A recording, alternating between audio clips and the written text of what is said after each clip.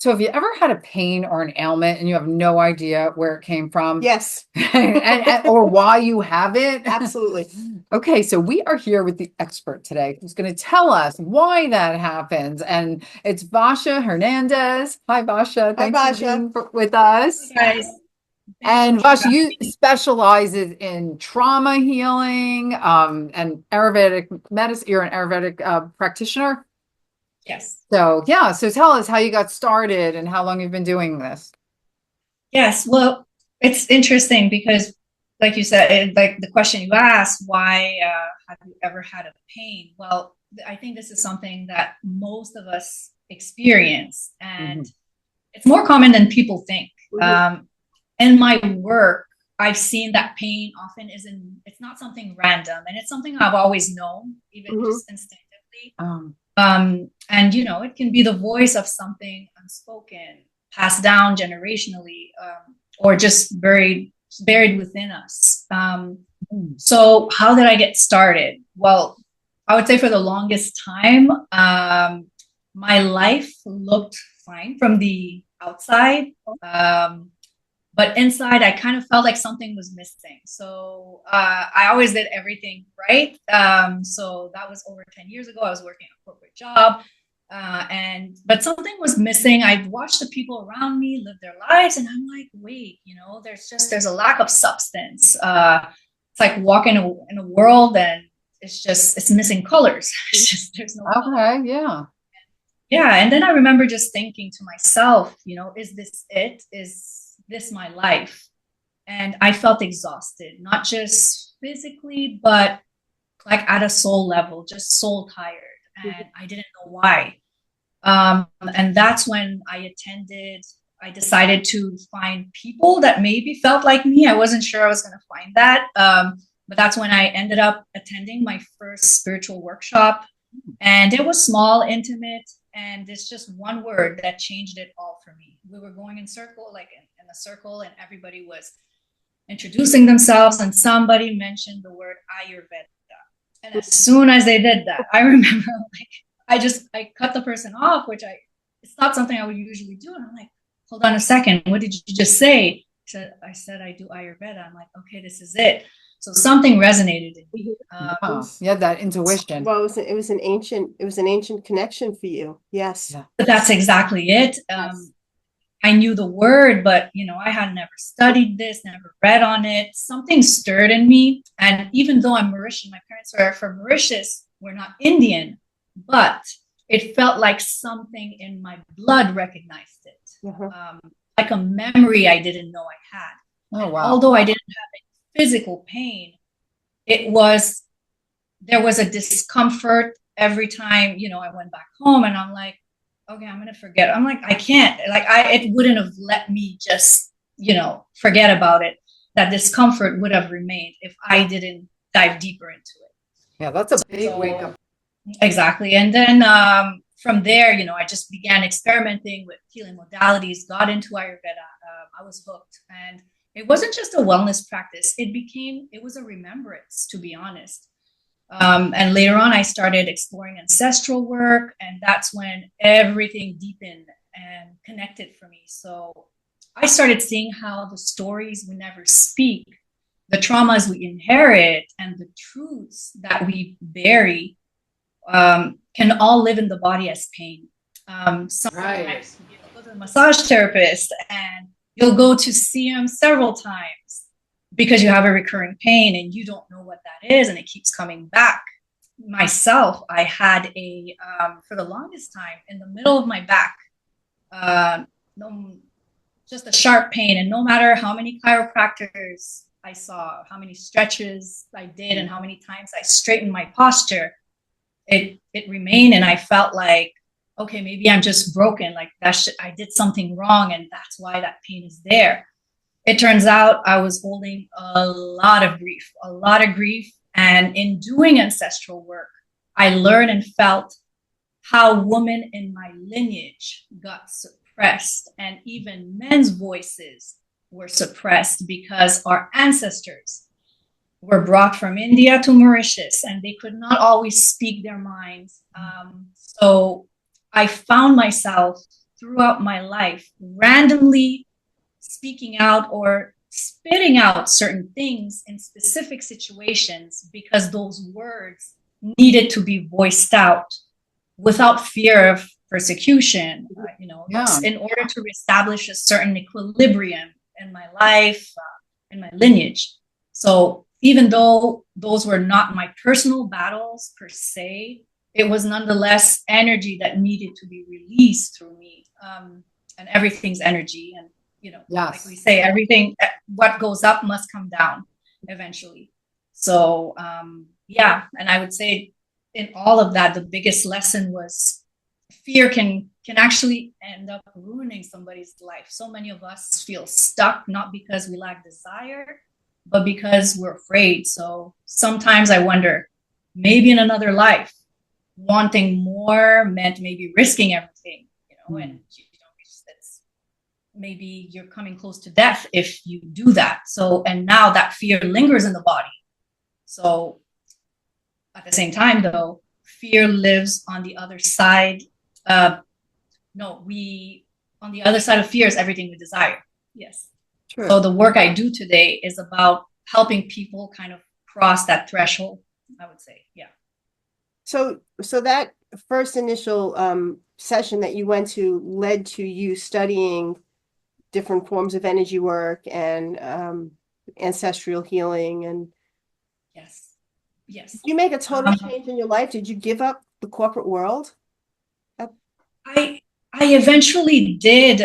So for some time, I would go to work, and then I studied, and I started my practice, and it was, in between juggling both until it was a healing for me too, because I had to learn to step into my calling, get over my fears. So it was a lot of inner work. It wasn't just, it's nice. You have your own business. We've done that, been there, done that. Yes, we know that. Yeah.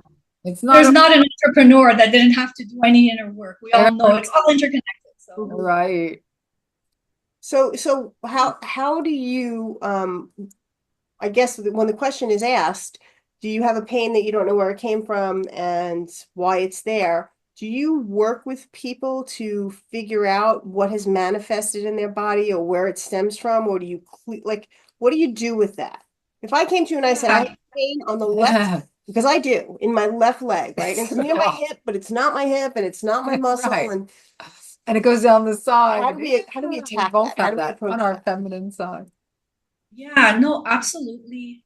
So the body is fascinating. It's multi-layered. It has its own way of communicating, and everything means something. So, as I was sharing even with Debbie a little bit, we have, the right side and the left side. The right side is the work that we do, what we present to the world, our professional life, and all of those things. The left side is our personal life. And depending on where that pain is coming from, we can kind of start looking at either personal life or professional life. Okay, there's something happening, let's say, in my personal life. Okay, so we got left side, so that's personal, right? That's personal, that's it. Yeah, right. And if it, let's say, has to do with the shoulders, carrying a heavy weight, maybe. The legs, moving too quickly or not moving quick enough, or just something that has to do with rhythm. Like that's what it is. Yeah. Wow. That's it.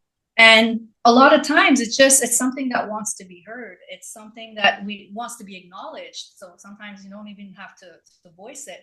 Going, let's say, to a massage therapist, and once maybe they press at the exact right spot, what'll release it is maybe crying. It's maybe a scream. It's something that wants to come out, or it's just an acknowledgement. But yeah, that's the thing. Hurt just wants to be heard. Mm-hmm. Well, so how do you know how to release it?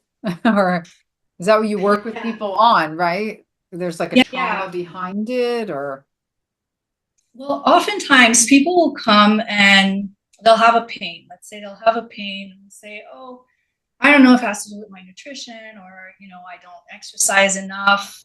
But along with that, you'll feel there's an emotion attached as well. Right. To that pain. And it's okay, well, how have you been feeling ever since you've had that pain? Mm-hmm. Well, I don't know. I feel like I can't contribute enough. It's like I'm not enough. I'm not useful. I'm like, okay, when did you first feel that? Well, it reminds me of when I was small. I was 5 years old and this thing happened. I felt the same way. I'm like, really? And then we keep going, and then it just turns into a story. So we start telling that story, and then we do an energetic treatment where, okay, we're on the right path, so the body will start unraveling and that emotion will come out, and then you'll see the person say, you know what, I think I need to have a talk with my mom. I have some questions. And so that's where we kind of start digging deeper, and we get to the root cause. And it may take a few sessions, but then again, what's a few sessions in comparison to years and years of built up of energy blocked, right? Energy. Yeah. We need to get to the root of this. We do need to get to the root. And why do we both have the same thing? Well, it's an interesting thing, right? Because let's say you both have the same pain. It's almost like if one of you asks a pertinent question, it might make the other one ask the same question, and you guys might help each other figure something out. So that's one layer. Now, when it comes to the biology of it, actually, it has to do a lot with epigenetics as well. So I'm not sure, like, if this can be a pain. You guys are not related, right? No. No. Okay. Just soul sisters. Mhm. I said Okay. soul sisters. Yeah. Oh, okay. Yes. So, because it is something that's very common, but it can, part of it can be epigenetics. Now, what's epigenetics? It's the science of how our environment and experiences can turn certain genes on or off without changing our DNA itself. So what's fascinating is that trauma, stress, or even patterns of behavior can be passed down this way. And you can relate that to any kind of pain. So any kind of recurrent pain. Now, what this means is that we can inherit more than just our grandmother's cheekbones, Yeah. Right. Yeah. We inherit the imprint of their unprocessed grief, their survival responses, their silence. It can be anything. Right. When it comes to the legs, it comes with, okay, maybe a fear of moving forward when it comes to something in our personal life, or it calls the attention. And when we start asking the question, and when we start doing physical work, we'll find ourselves having memories coming up or new questions emerging, leading us to the core of it, to what it is. And it's different for everyone. It's a different truth for everyone. So that's the best answer I could give that applies to everyone. Then it gets very individual, right? So you're working with you do ancestral healing, right? So you're going through the lineage, the ancestral lineage, and you're clearing that out for a change in this life, or to help clear out the ancestors, what is carried forward. Stops it like at the line, right? Mm-hmm. Exactly. So the thing is, we're at a time where so many things have been passed down from generation to generation, and things have been done a certain way that the pain that was not expressed, or unspoken words, they wait until they have space where it feels safe enough for it to start manifesting itself. So when we have these pains that come up, that we start feeling, it's not necessarily a bad thing. It's just because, hey, we're actually in the right environment. It actually feels safe enough to manifest itself, because maybe it couldn't generations ago. It's just life was different. It wasn't safe. And the body is so smart. It's not going to put you in jeopardy. It just feels like, okay, I think it's safer now for me to attempt expressing this. So yeah, and it's a step-by-step process. So, go ahead. Now, I was going to say, so if you have stuff coming down the lineage, then if you have a healer work on it or you work on it, then you can like, so say you have something, right? Then it could be stopped with you or me. And then we wouldn't pass it to our kids or like it gets cleared and then it clears up and down the line, right? Absolutely. It's what do we say? It's you do something, it clears 7 generations back and 7 generations to come. So it's pretty powerful. It's sacred work, basically. Absolutely. And we have tools now more than ever, where it's nutrition, it's emotional support, it's trauma release. So because we're multidimensional beings, we have the opportunity now to have a holistic approach to it, because a lot of times it's not just one thing that caused the trauma. It's several things. So we have this multidisciplinary approach that we didn't used to have not too long ago. So accessibility to what were you going to ask me? I was going to ask the difference between, I mean, your lineage, right, your ancestry, and your past life stuff. Yeah, or is it connected? I know it gets complex, right? Because yes, we do have past lives and we have our lineage, and then it's like the body belongs to the lineage, but the soul could have been so many places. So it really depends. What you're releasing can be something in the bloodline, the family bloodline, or it can be something that has to do with you, but in another lifetime, in a different lineage. Exactly. Or you in a different lifetime, but the same bloodline. Because it seems like 80% of the time, we always want to reconnect with those that were close to us. We always enter, and sometimes, several times we were part of the same bloodline. Right. Yeah. Yeah. When you really think about it, wrapping your head around that, so much involved. I'd love to talk a little bit about Ayurvedic healing, and you talk about what that is, like explain to what that study is. I'm sorry, the Ayurvedic. What's the question? Talk where you started with the Ayurvedic medicine and healing. Explain, if you would, to everyone what that is a little bit. Yes, so that was a great foundation, because at first I found out that this is actually a real holistic medicine program in India. It's a 7-year thing, and you actually become an Ayurvedic doctor.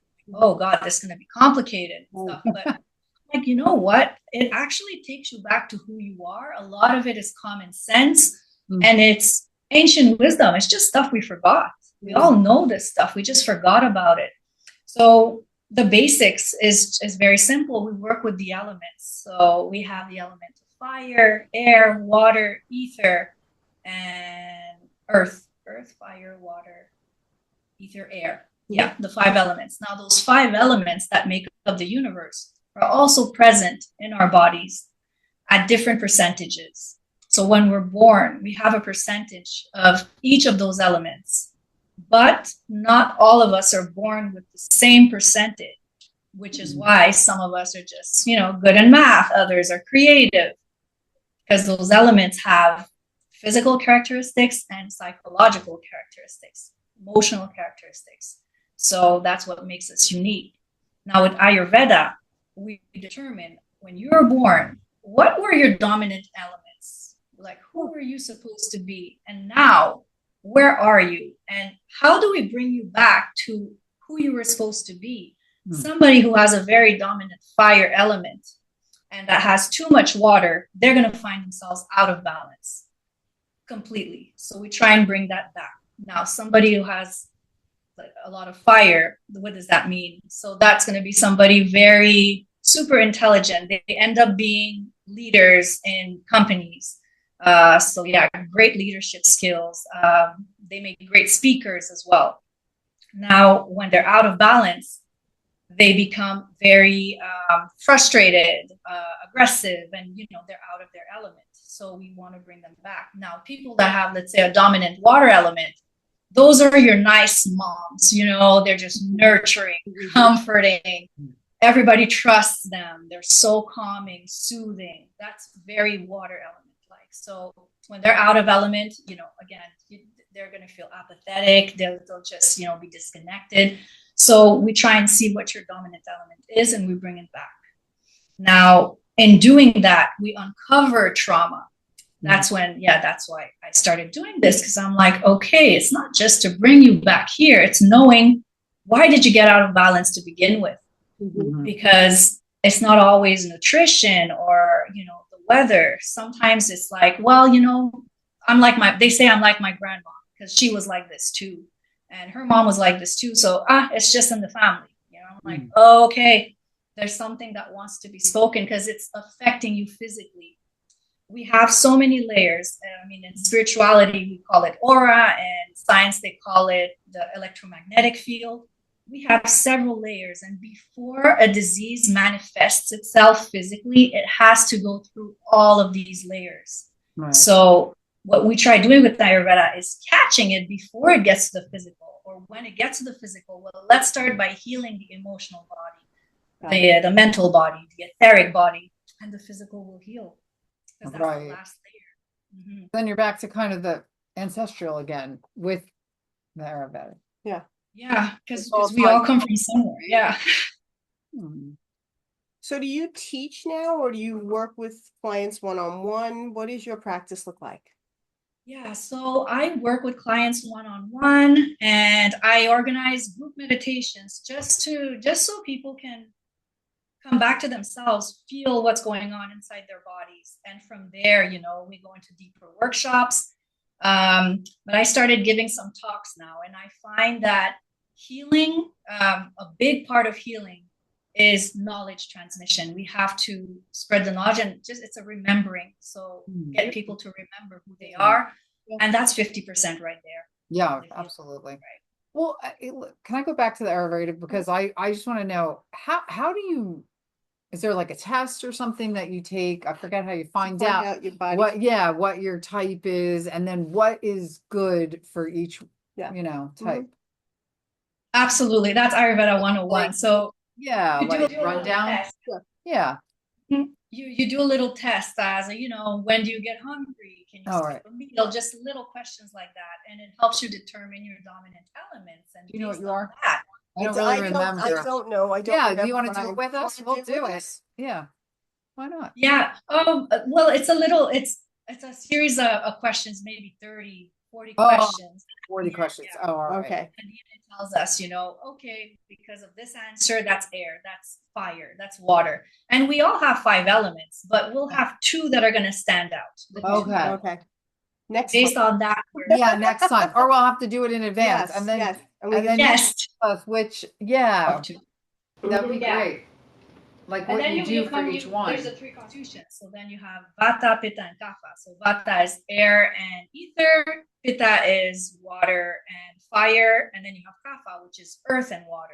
So those are the 3 main ones. Oh yeah, I remember them somewhere. I used to know what I was. I think I'm the second one, but so once you know, what you are. There are different recommendations for your times of eating and sleeping, or the type of food you eat, or. Absolutely. So based on what you are, it's not just about what foods you should be eating, but also what foods you should be avoiding. Because what makes us sick or gets us off balance are the things that we're doing that we shouldn't be doing. Just the timings at which we eat. I remember my teacher saying, "Do you see the birds hunting after sunset?" I'm like, "No." She's like, "Well, we shouldn't be eating after sunset because we can't digest. So everything turns into toxins." I'm like, okay, that makes sense. That makes sense. Like just that is gonna, like a lot of problems are gonna go away, and do it, just be constant with it and you'll see the change. Now, and what's interesting is a lot of times when we're out of balance, we seem to crave the things that we shouldn't be having. Yeah. I know fire elements, just an example, like the color red, they should be staying away from that. So we're like, no more tomatoes for you. It's like, no, but it's my favorite. I'm like, I know. It's very fiery. Yeah. So it's and it's about understanding like the colors of foods, and okay, this is orange, and this is red. Okay, this is what it means. Okay, this is what I need. And once you get it, just having the knowledge, you'll start naturally making better decisions when it comes to nutrition. Yeah, and even nature. We just look at nature. What color is nature? It's green. Yeah. That's why most vegetables are green. That's what we need most. And that's the color of the heart chakra. The more you nourish the heart, it's going to nourish the other chakras as That makes well. sense. Yeah. Okay. So besides it being choices for a healthier lifestyle, you can actually treat diseases with this approach? Yeah, with Ayurveda, we can absolutely do that. And I think it's a cultural thing as well, because I found out that in India, when they have any ailment that comes up, they'll go see an Ayurvedic doctor first, Sure. because that's culturally what they do, and most of the time it gets resolved right then and there. Now, what we say is 85% of ailments can get resolved just by eating the right foods and getting rid of the wrong foods, because the body has the capacity to heal itself if we give it the right things What it at the needs, right yeah. time. Yeah. Mm-hmm. Sure. Yeah. And even herbs, they're meant to support you, but not become a crutch. Right. So it's just, you take those herbs and it's to give your body a signal, okay, I need more of this, until it understands after some time, okay, this is how I need to be. This is what I need to produce. Okay, this herb is showing me something. So it's a synergy when it comes Yeah. to, yeah, we come from nature, so we should use nature to heal us. Right? That's the foundation of Ayurveda. Just thinking, are there any tips that you could give that are, I mean, I know they'd be more Yeah. general, but Yeah. right? Because it is fascinating. You really have to, I guess, take the test and do the whole, you really want Mhm. it, right? And be, But what's good is like even the test, like it's so available. There's tests everywhere on the internet. oh, People I'm can sure. find out their dosha very easily, and once they do that, it's about learning about that dosha. What environments are good for you? What environments Disease aren't? again. Yeah, Yeah. well, I mean, but Yeah. even just the tip that you just gave us about not eating Nature. well, the bird doesn't hunt at night, Oh, yeah, that right? was good. Just Yeah. digesting at that time. It's brilliant. It's simple and it's Yeah. easy, but it's an easy thing to remember and it makes a huge difference. So And it makes sense. yeah. Right. Just like Yeah. the nature and the heart Any other chakra. principles like that you can share? Yeah, well, I can maybe just give a main one for each Sure. constitution. So let's say Vata. So those people, once they do their test and they come up as dominant Vata, so that's air and ether elements. Okay. Those people, those individuals should not be in stressful environments because they get flustered very easily. They forget things very easily. It's not in their nature to be pushed around. They don't do very well, and they never will. Yeah. Oh, Yeah. yeah. Those are more, creative types. They're air elements. They're creative. So they'll learn easily, but they'll forget easily too. Yeah. So they have maybe, think about the work you're doing. If you're a Vata type, am I doing the right thing? And then just, follow your heart where you're supposed to go. Now, when it comes to Pitta, so that's fire and water. Those people, I mentioned it, the color red. Those are the people that are going to buy the red sports cars. And, and I'm like, the color green is the opposite of red. So those people, they'll get excited very quickly, aggressive very quickly. They need calming environments, calming foods, color green foods, green vegetables, meditation, heart chakra meditations, that will balance them incredibly. Since they're fire, so how do we put out fire when there's too much fire? Water. So them being close to water, that will really make them feel good. It's a good balance for them, having water. Now, kapha. Kapha is earth and water. So what happens when we put water in soil? It creates mud. So yes. So for them, it's the opposite of pitta. They need stimulation. So those are people that, that's why they never have an issue with anything. They're so compromising. Like, oh, is that okay? Yeah, it's fine. It's good.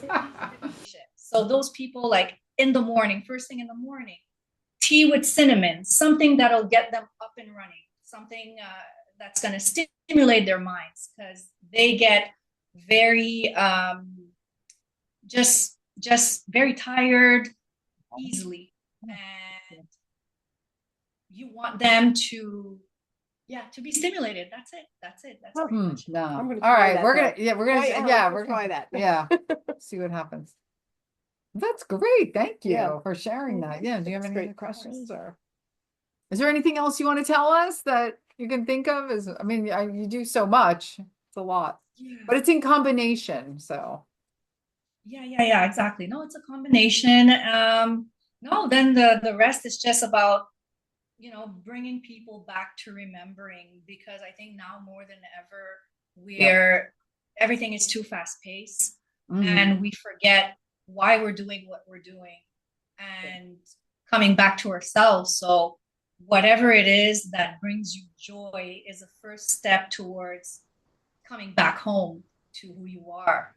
And from there, it doesn't take much. Just by having the intent, the body will guide you to the next step on what it needs. It's like layers of an onion, basically. And sometimes, we'll say, oh, but I've done so much self-work and I don't know. I thought I healed this and it's coming back. And I'm like, no, you did heal it. It's just you're ready for a deeper healing Wow. now. Okay. Oh, wow. You're allowing for space for that to happen. So just keep going. So yeah, it's to pay attention to what your heart is telling you. So yeah, that's what I would Love it. And I think that you did that initially, without knowing anything. You just felt something was missing, Yeah, I love that. and You you follow. followed that. Yeah. And that's a great message for everyone also. Even if you don't know yeah. what you're looking for, Hmm. listen to that voice and move. Yeah, and sometimes it's a radical change, Sure. but you have to trust, because if you're not following your heart, what are you doing? Right. What are you following? For me, I'm from Montreal, and I thought to myself when I first heard of Ayurveda, okay, what am I going to do? Because I know I have to study this. Am I going to go all the way to India? Like, okay, I have to save up, and where am I going to stay? I don't have any family there, and that's what I was thinking. And it just somehow happened that there was an Ayurvedic doctor here in Montreal Of that was course. teaching. Yeah. Exactly. It And just she was worked only out taking five perfect. students. And Oh, really? That's great. Yeah, so it was Yeah. meant to And there was a be. wait list. But, again, it's like she handpicked me and said, you're going to That's study. And I awesome. said, it did make sense, though, to me, because I knew Right. I had to do it. So life will make it happen. If it's in alignment with you, it will make it happen. Okay, so as soon Yeah. as you just take that step and you decide to trust and Yes. stop worrying about how, because that's not your work, right? Stop worrying, and then it just happens. Yes. Yes. And that's exactly Yes. what happened in your How's- life. It was amazing. Yeah. That's Yeah, it. that's And that's awesome. great that you can share that with Yeah. other people and Thank do you it in for your sharing work. that Yeah. that story, because Yeah, that's fantastic. it explains how it works. It shows it Yeah, perfectly. absolutely. Yeah. We have a lot of people like that today. So Yeah. interesting. Yes. Yeah, it's all about the alignment and just, yeah. And the allowing. Yeah, Don't exactly. question how. Yeah. Well, thanks So so much thank for you. It's been a pleasure allowing to me have to share. you on. I mean, well, yeah, we're gonna go take those tests. We are. Hi, Deb and I just wanted to take a moment and say thank you for joining us. We hope that you're appreciating all of the guests that we're bringing you, and we wanted to ask you to please remember to subscribe below and like us so we can continue to bring more guests and take a deeper dive. And send us comments if you have any feedback. We would love to hear from you. So we're back. Dina and I have done the quiz to see what our characteristics come up with. And now we get to hear, well, we both, I guess I'll give it away. We both turned out to be PETAs. So Vyasha is going to give us the rundown and how we deal with different things and all that. So that's exciting. Do you want to go through the other two just briefly so that, if people take the test and they find out they're, one of the other ones? You're ready. So yeah, when it comes to the two other constitution, Vata and Kapha, Vata people tend to be very creative. They can also get scattered, so they really have to watch like their work environment if it's something that allows them to expand and to be creative. Kapha people, they tend to be very nurturing, so very they love people. So if people are receptive to them, to their help, to including them, they will be very nurturing, very generous, very giving. So that's also something to look for. When we're Kapha, is the environment receptive to our constitution. Now we're going to talk about pitta. We'll jump right into it. Ladies, you're both pitta, and it makes a lot of sense. Now, pitta is the dosha made up of fire and water. Now, what does it mean? Like, what does pitta do in the body? So, pitta will govern digestion, metabolism, and also transformation. So, when we're talking transformation, it's not just food, but transformation of experience and emotion. So, it's that fire of clarity, of discipline, and of willpower. Now, people with a pitta dominant constitution, they're often perceived as people that are very intelligent, sharp-minded. They're go-getters. Thank you. So when they make up their mind, they'll stick to it. Focused, ambitious, very determined. They'll be, natural born leaders, basically. Little stubborn. Yeah. She can't say it, but I can say it. Stubborn. Right. Stubborn, yeah, it can turn into stubbornness, right? Especially when there's a lot going on. They'll be drawn to structure, achievement, problem solving. So until that problem is solved, it's like, no, we'll find a solution, right? Right. Yeah, that's exactly definitely right. Yep. Yep, exactly. Now, physically, they'll usually have a medium athletic build. So, when they commit to going to the gym two to three times a week, they will do it. Or they commit to a regimen, they want to stick to it. They'll also have a strong appetite. Now, it's both for food and for life. So, they're really fun to be around. They tend to run warm. They'll sweat easily, and they tend to have skin issues. That's the constitution with the most sensitive skin. So we're talking rashes, acne, inflammation. I don't know. I don't have that.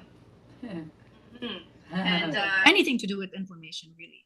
Now, their digestion is typically strong, but they become irritable or even aggressive when they're hungry. And so, I mentioned completely before, that hangry feeling, expression, that's very pitta.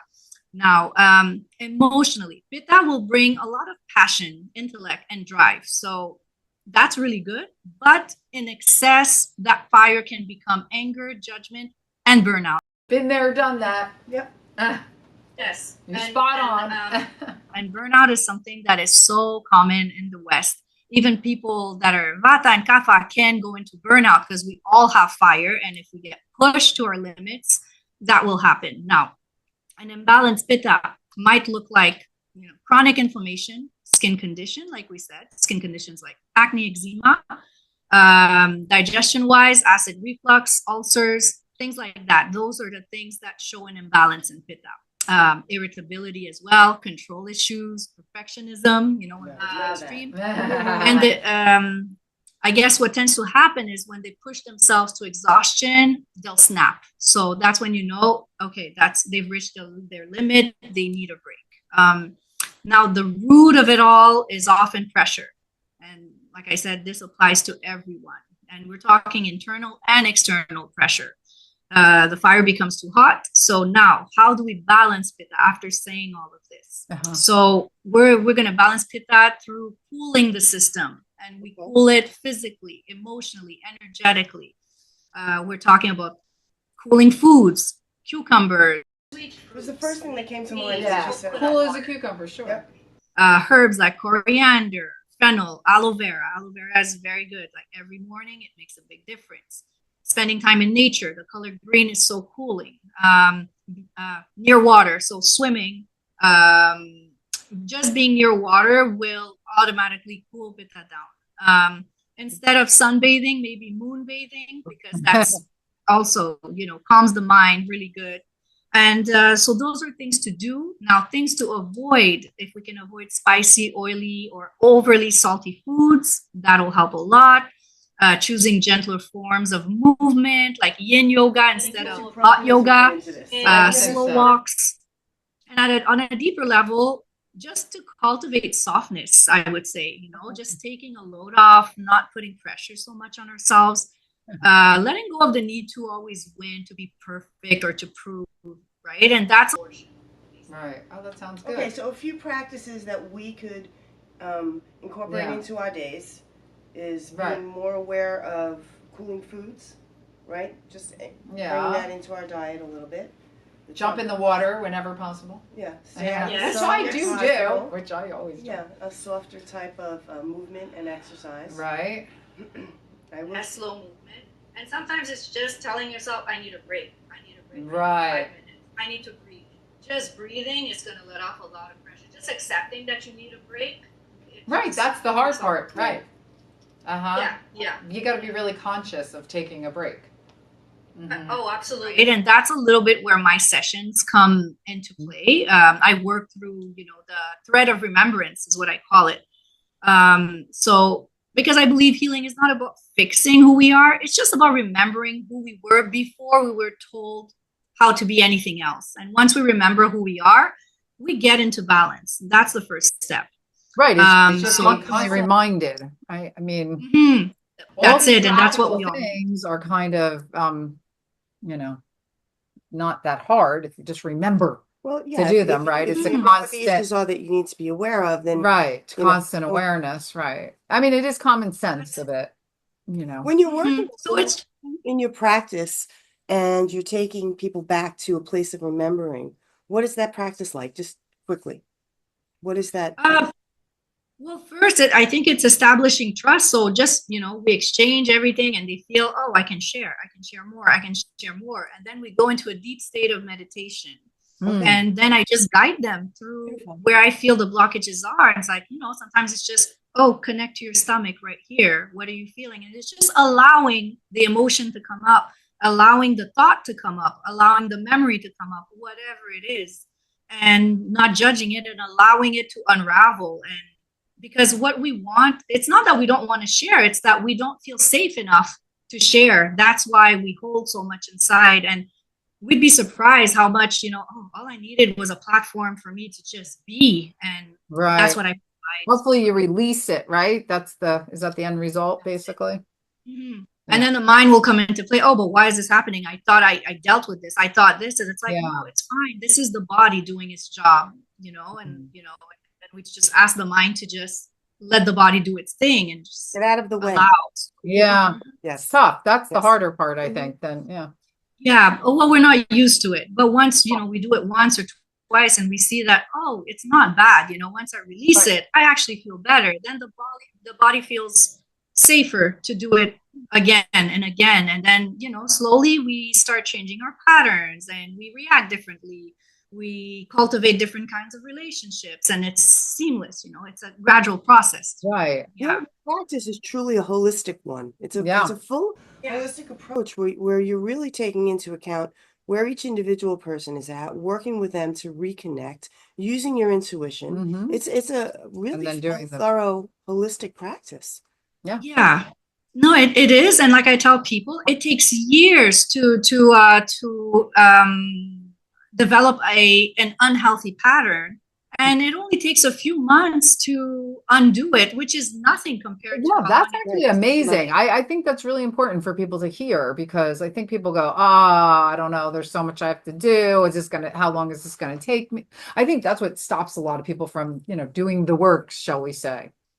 But absolutely, because we're so used to like the quick fix, a pill or something, but it's to make people understand you don't want the pill. If you can spend a couple of months working on yourself, you don't want to be dependent on any medication, on anti-inflammation pills or whatever it is, right? So, right. Yeah. No, it's excellent. Well, thank you again for doing this and being on with us. It was like absolutely fascinating. So we hope to see you again soon. And when we do, we'll tell you how everything went when we put it into practice. Yeah, we're gonna do that. We're good at like listening to the tips. We'll let you know if we're still on fire in a month.